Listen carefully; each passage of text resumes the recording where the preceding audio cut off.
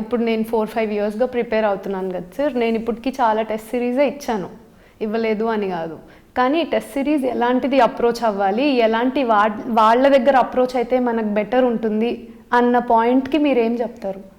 Test series విషయంలో నేనేమంటానంటే 4 steps ఉంటే బెస్ట్ అంటాను నేను. Okay sir. స్టెప్ నెంబర్ 1 ఏంటంటే టెస్ట్ సిరీస్ అనేవి ప్రైమరీ టెస్ట్ సిరీస్ అని ఉంటాయి, బేసిక్స్. అవును సార్. ఉదాహరణకి ఎన్సీఆర్టీ ఏదో 6th క్లాస్ లెసన్స్ అన్ని పూర్తి చేశారు మీరు. అవును sir. So only 6th class NCERT history అని ఉదాహరణ అనుకుంటే హిస్టరీ మీద మాత్రమే టెస్టులు దొరుకుతాయి. అంటే నా ఉద్దేశం ఎన్సీఆర్టీ దొరుకుతాయి, history, economics, geography, lesson wise టెస్టులు దొరుకుతాయి. అవి చేయడం మొదటిది. అది అవి చేయడానికి నాకు తెలిసి ప్రత్యేకంగా ఎవరి మీద ఆధారపడాల్సిన అవసరం లేదు. మార్కెట్లో ఆ టెస్ట్ సిరీస్ బుక్స్ దొరుకుతాయి, అవి కొనుక్కొని ప్రాక్టీస్ చేసుకోవచ్చు. వాటిని యాక్చువల్గా టెస్ట్ అనే పెద్ద పదం వాడకుండా నేనైతే ఏమంటానంటే ప్రాక్టీస్ బిట్స్ అంటే బాగుంటుంది. తర్వాత నెక్స్ట్ లేయర్లో సాధారణంగా మనకి బుక్ వైజ్ అంటే లక్ష్మీకాంత్ బుక్ మీద మాత్రమే, రమేష్ ఇంగ్లీష్ బుక్ మాత్రమే మనకి టెస్ట్ సిరీస్ అని చెప్పి మార్కెట్లో దొరుకుతాయి.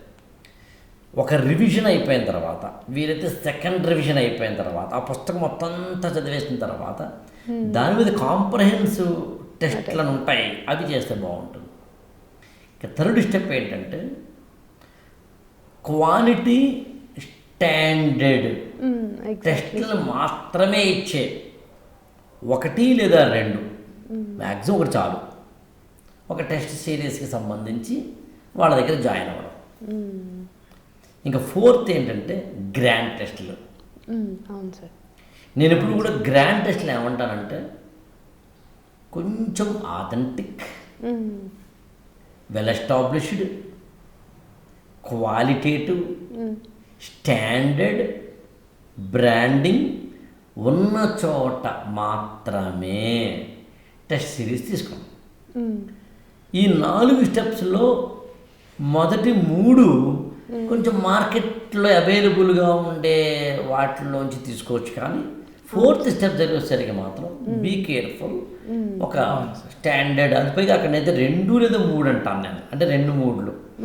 ఇప్పుడు మీకు కూడా తెలిసే ఉంటుంది, ఇప్పుడు ఓన్లీ టెస్టులు మాత్రమే పెట్టే వాళ్ళ పేరు ప్రైవేట్ సంస్థలు కాబట్టి మనం చెప్పకూడదు, కానీ బట్ ఖచ్చితంగా ప్రైవేట్ సంస్థలు చాలా ప్రత్యేకంగా ఓన్లీ టెస్ట్ సిరీస్ మాత్రమే, ఓన్లీ మెటీరియల్స్ మాత్రమే, ఓన్లీ సినాప్సిస్ మాత్రమే అందిస్తున్న పబ్లికేషన్స్ అనండి, లేదా వాటికి సంబంధించిన రిసోర్సెస్ అనండి, అవుట్ సోర్సింగ్ అనండి, ఇవాళ స్టార్ట్ అయింది. యాక్చువల్గా దాదాపు 10 ఏళ్ళ నుంచి ఉంది ఆ టైప్ ఆఫ్ వన్. యాక్చువల్గా మీరేమంటారు శాఖలు దీని మీద?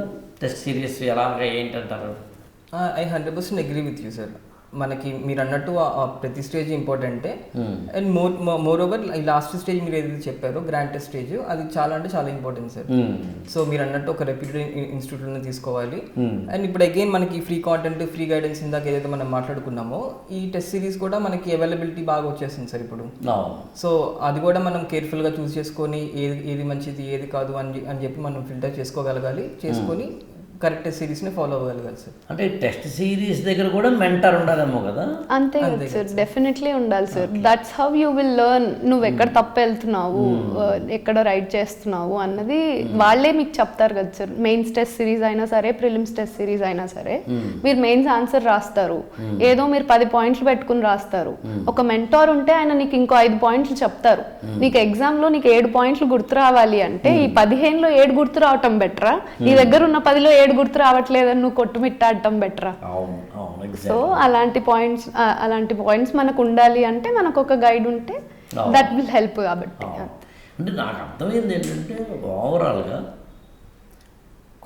బిగినింగ్ ఆఫ్ ద అంటే ఫస్ట్ డే నీ ప్రిపరేషన్లో మొదటి రోజు నుంచి నువ్వు ముస్సోరికి వెళ్ళేంత వరకు మధ్యలో నువ్వు కోచింగ్లో జాయిన్ అవ్వచ్చు. అవును సార్. 5-6 ఫ్యాకల్టీల క్లాసులు విని ఉండొచ్చు, మెటీరియల్స్ ఎక్కడైనా తీసుకుని ఉండొచ్చు, exclusive current affairs free magazines ఏవైతే ఉన్నాయో వాటినైనా తీసుకుంటూ ఉండొచ్చు. అనేకమైన పుస్తకాలు, లక్ష్మీకాంత్ పుస్తకం లేకుండా అసలు క్వాలిటీ ఏం లేదు. అవును సార్. నాకు తెలిసి ఆల్ సక్సెస్ఫుల్ క్యాండిడేట్స్ ఎవరైనా సరే ర్యాంక్ అందరూ కూడా అవును సార్. లక్ష్మీకాంత్ పేరు చెప్పాల్సిందే. అవును సార్. సో ఇట్లా టెస్ట్ సిరీస్ 3-4 చోట్ల జాయిన్ అయి ఉండవచ్చు, ఆ టెస్ట్ సిరీస్ ఇచ్చేవాడు వేరే ఉండవచ్చు. ఇలా ఎన్ని రకాలుగా ఉన్నా ప్యారలల్గా నీ పక్కన నిలబడి ఏ టెస్ట్ రాయాలి మానాలి, ఎప్పుడు టెస్ట్ రాయాలి మానాలి, ఎక్కడ కోచింగ్ తీసుకోవాలి మానాలి, ఏ బుక్ చదవాలి మానాలి, ఏ కరెంట్ అఫైర్స్ చూడాలి మానాలి, ఏ న్యూస్ పేపర్ చదవాలి మానాలి, ఇట్లా నువ్వు నీ ప్రిపరేషన్లో డూస్ అండ్ డోంట్స్ ప్రతి చోట కూడా నువ్వు ఏ అడుగు ముందుకు వేయాలన్నా ఒక మెంటార్ అయితే ఉండి తీరాల్సిన ఒక పరిస్థితిలోకి మనం వచ్చాం. So mentoring is very very important అని చెప్పొచ్చు. ఎస్పెషల్లీ మనకి టెస్ట్ సిరీస్లో ఏవైతే మనం రాంగ్ స్టెప్స్ చేసామో, ఏవైతే రాంగ్ క్వశ్చన్స్ మనం అటెంప్ట్ చేసామో వాటి ఎక్స్ప్లెనేషన్ అవి ఒక నోట్స్ ప్రిపేర్ చేసుకోవడం కూడా చాలా ఇంపార్టెంట్ సార్. సో మనకి మెంటార్ ఉంటే వాళ్ళ దగ్గర తీసుకెళ్తాము, వాళ్ళు మళ్ళీ మనకి ఎక్స్ప్లెయిన్ చేస్తారు, నువ్వు ఇది తప్పు చేసావు, దీని ఎక్స్ప్లెనేషన్ ఇది అని చెప్పి మనం నోట్స్ రాసుకుంటాం సార్. ఎగ్జాక్ట్. సో అది కూడా చాలా ఇంపార్టెంట్.